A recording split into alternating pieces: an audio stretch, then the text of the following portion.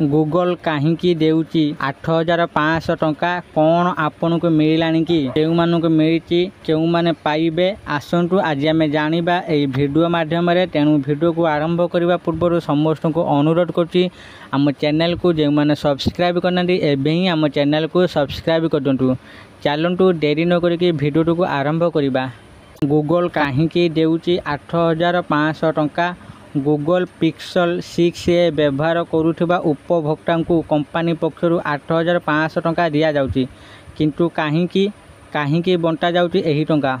आपण pixel phone व्यवहार करुछंती कि जदि हाँ ताहेले एही टंका आपन को मिलिबो नाही जानतु। प्रकृत रे पिक्सल 6a व्यवहारकारींकठू ओभर हीटिंग एवं बैटरी संपर्कित अभियोग आसुची। एथिपाई कंपनी बैटरी परफॉर्मेंस प्रोग्राम आरंभ करने को जाउची। एही कार्यक्रम अधीन रे कंपनी मागणार बैटरी ऑर्डर करिवो नचेत आपन को क्षतिपूरण भाव में $1 हटार 8500 टंका दि जाव। पिक्सल 6a बैटरी काम को उन्नत करने एवं अत्यधिक गरम होबार आशंका को ह्रास करने कंपनी जुलाई 8 2025 रु एंड्रॉइड अपडेट मध्य आनी सारी।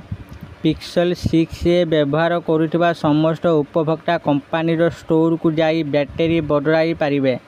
जो माने बैटरी बदलावा को चाहती नहीं से माने $100 प्राय 8500 टंका किंबा $150 प्राय 12800 टंकार गूगल स्टोर रे क्रेडिट विकल्प बाछि पारिबे। आपण एही टंका पाइबा को योग्य कि नहीं जांच करबा पाई कंपनी रो सपोर्ट पेज को जांतु। एही पेज को जिबा परे कन्फर्म बटन ऊपर टैप करंतु। परवर्ती पेज रे आपन को फोन रो IMEI नंबर देबा को पड़िबो। एहा परे डिवाइस सहित लिंक होइतिबा ईमेल ठिकाना देबा को पड़िबो। पेमेंट कंपनी आपन को थर्ड पार्टी पे ओनर माध्यम रे टंका देबो जहा पाई व्यवहारकारी ठारू परिचय पत्र प्रमाण एवं पैन कार्ड भरी डॉक्यूमेंट दरकार हेबो।